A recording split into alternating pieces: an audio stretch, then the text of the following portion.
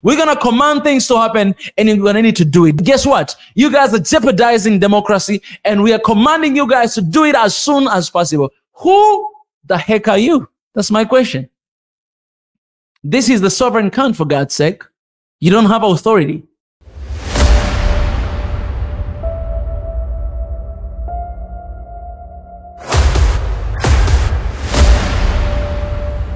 This is the journey to one Africa. Hey, what's up, everybody? It's Mika here, and welcome back to SNOA. And let's jump right into it. You guys know a couple weeks ago, Senegal, it has been unstable. That's because the president of Senegal, Macky Sall, he actually postponed the election until 9 months later due to different reasons that is given. And chief among them, he said that some of the runners are actually not qualified to run for the election. And so because of that, they need to go through the whole process again and actually delay the election. Because of that, it actually raised a lot of rage, specifically among the people of Senegal, simply because in the western side of Africa, there's only one country that has been stable for so long time. I mean, a lot of people that say it is a democratic country, you know, we can agree to disagree, but they say it's one of the countries that never had coup before. It's one of the countries that it doesn't really have a lot of things. I mean, it has been safe there. Nothing like this ever happened. There's always been a smooth transition of leadership from one leader to another leader. Nothing like what happened to Niger, Burkina Faso, Mali, or Gabon, or all these other countries. It ever happened to Senegal. So basically, Senegal is kind of like a beacon of hope when you look at the western part of Africa. But now, that hope is gone because people are on the street. People have been, you know, burning some stuff. People have been demonstrating and wanting for president of Senegal, their own president, to change what he has said. All right. A lot of people have expressed their concern that this is a betrayal. It's a betrayal to the country. It's a betrayal to democracy in Senegal. It's a betrayal for everything. We've already planned for the election. Why do you have to postpone? So a lot of critics have been saying, and among them, she is the ex-prime minister of you know, Senegal. She said that, you know, it seems like he wants to stay longer in the regime, even though by his own word, Macky Sall, he said that, you know, he does not have any intention to stay longer in the regime, but he only do this because he sees the democracy of Senegal is in jeopardy, and he cannot be one of the leaders that is going to allow election to carry on, and then at the end of the day, not seeing the result that, you know, it's actually, you know, the Senegalese people deserve to see. But I'm here because I want to address my opinion about the situation in Senegal, but also what has happened, what the foreign minister of United States, Antony Blinken, has just said a couple hours ago. Antony Blinken, he actually commanded Senegal to do the election as soon as possible. I'm just gonna paraphrase what he said. We want the election to be done as soon as possible as it was intended. And if it is not so, we want it to be done right now. You know, I don't know where to start, but I want to ask one question, that who is really in charge in Africa? Okay, with my personal opinion, I'll say this, that yes, I believe that election, it was supposed to be done on the right time. You don't have to postpone election if you don't have any legitimate reason. You are a leader of a country. Why you did not know that these people are not qualified long time ago? Why do you have to postpone the election just to make sure that you are reviewing all these candidates to know that if they're right, to know if they are qualified to actually run for the president? You did not have time to check before this time. Where are the preparation? You are the leader of the country, for God's sake. You were supposed to see that the procedure of getting the candidates is supposed to be that tight so that you may get the right and the proper candidates to run for the president. You don't have to wait until the end and then to say that, you know, we need to postpone. That's why everybody is criticizing the president of Senegal, Macky Sall, that no, This cannot be a move. You cannot jeopardize democracy like that in Senegal. And the country that never had, things that are happening right now, it's true. You see that, he's actually playing with the peace of Senegal. And that's why a lot of people are pissed off. That's why Senegalese, they're not accepting it. They're outside demonstrating and they say, you know what? We want you to get out as soon as possible. But the problem that's the problem that I have, and most of you Africans have, that as a leader, you should know better. But here we come again. Hero, America, the foreign minister of America, he has to stand up and actually to command for it to happen as soon as possible. Who are you? By what authority do you have to command an African country, the country that is not yours? You're not belonging there, to command them to do it as soon as possible. Yes, they're supposed to do it, but that is the job that African Union is supposed to say. That is the job that ECOWAS is supposed to say. Not the foreign minister of United States to command Africans to do it. Man, these kind of behaviors, we have seen them happening in the continent again and again and again and again. When there were coup in Niger, the same thing happened. In Gabon, the same thing happened. Burkina Faso, Mali, the same thing happened. These guys, they always just come and command that, no, you should not do it. You should do it as soon as possible. Who are you? Are you even in charge of Senegal? This is straight, direct message to him, Antony Blinken. Like, why do you have to command like a little babies? This is the country, for God's sake. I don't care how wrong the president of Senegal is. I don't care. But he's an African. And Africans should take care of that issue, not you. You do not have authority to stand as if you are the foreign minister of the whole entire world and to command, old people, matured people to do what you want them to do as soon as possible. This is not just a statement, guys. This is the threat that we want the election to be done as soon as possible right now without any delay. Okay, what if we delay then? What are you going to do? What are you saying if you're going to delay? What are you going to say? I'm not agreeing with what President of Senegal did, but what I'm disagreeing is that what kind of authority do you have?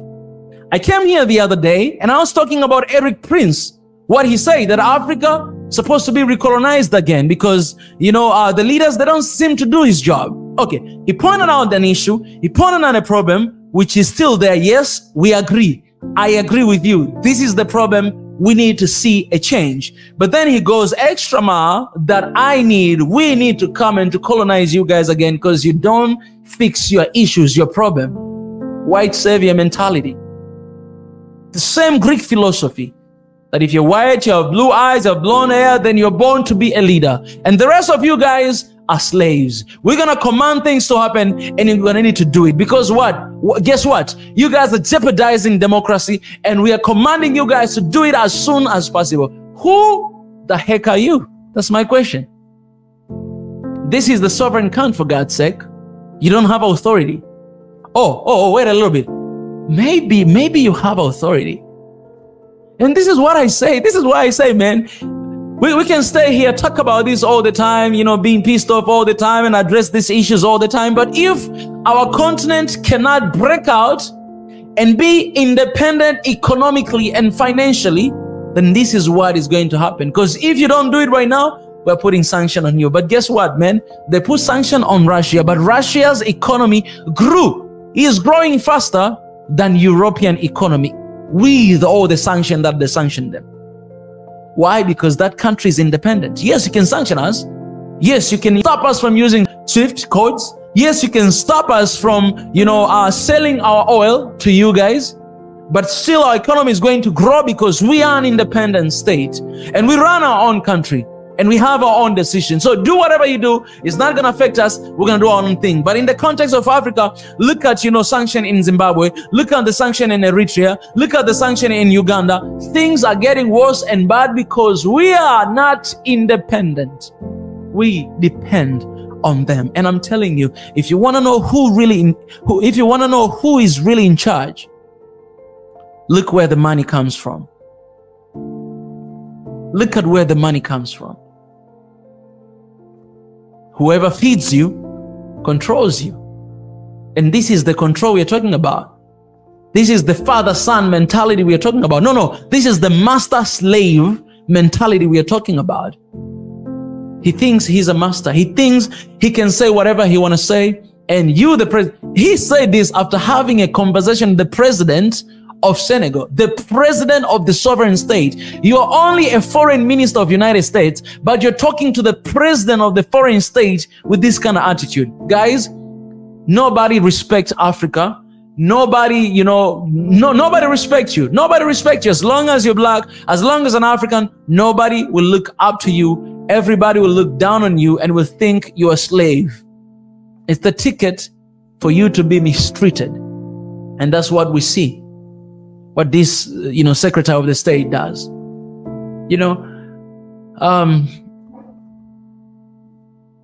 Let me say this. Why am I saying this even though I know that, they might not listen and things might not change?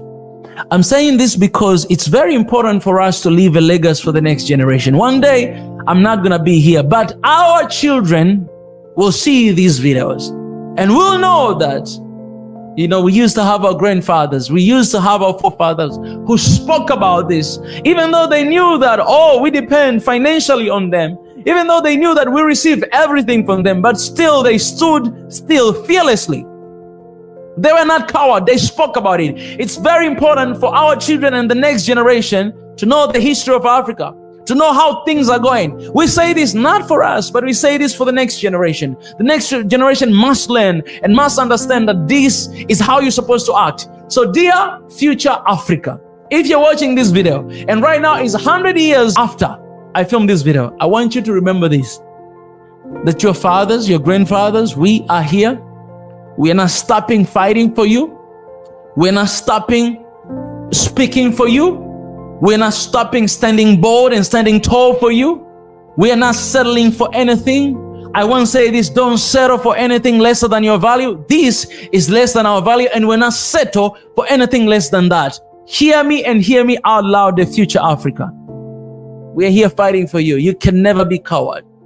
You gotta carry this stick and run a race like a professional and fight a good fight for Africa and make sure that this continent will never be the same again. We're building the foundation today for you guys to enjoy life later on. And message to the entire world and to Africa, message to the whole continent of Africa. Without unity, there will be no future for Africa. And Nyerere said this as well. Only with unity can we be sure that Africa really governs Africa. Think about that quote. Only with unity can we be sure that Africa really governs Africa. Until the day we agree, until the day we are united, Africa will forever be governed by Westerners. The solution to these problems, we demand respect, but we cannot get respect if we rely on them. They are our provider. They are our protector. And you as a daddy, you as a man, you as a leader, what is your job? If everything that you have is being provided by them and you are being protected by them, Africa's problem to Africa's solution with African money. We need that. Otherwise, they will govern us, they will control us, they will lead us, they will force us, they will command us, they will summon us, and we will not have a choice. The greatest gift that God has given a man is the free will, the freedom to choose. That's one thing that God can never violate. God is able to save the entire world in a second like this, but He has given you free will to decide for yourself. But Africa, even that free will, the only gift God has given us, we don't have it on ourselves. Somebody else deciding for everything to happen. Let me tell you this, man. As much as I don't agree with the president of Senegal and what you've done, but I do not agree with what the Secretary of the State is saying. You must respect Africa. You must respect our countries. You must respect the sovereign countries. You have no position, no authority, no power of saying things that you say. Sadly, perhaps you have power, because we're being governed by you. So Africa, wake up. Stop receiving loan. Stop begging for aid. Stop doing that. Come together. With only unity, we'll be sure that Africa governs really Africa. But without it, there'll be no future for Africa. And you really say that. So guys, I want to hear your thoughts in the comment section about this. Hey guys, as you're watching this video, our vision is to reach 500,000 subscribers. Hit the subscribe button. Join membership to support our channel. Join Patreon and PayPal. All the links are in the description. Do that to stand with us for this beautiful cause of One Africa right now. We do. Do not forget to sign up for the petition. The link is down below. Appreciate it. Thank you so much.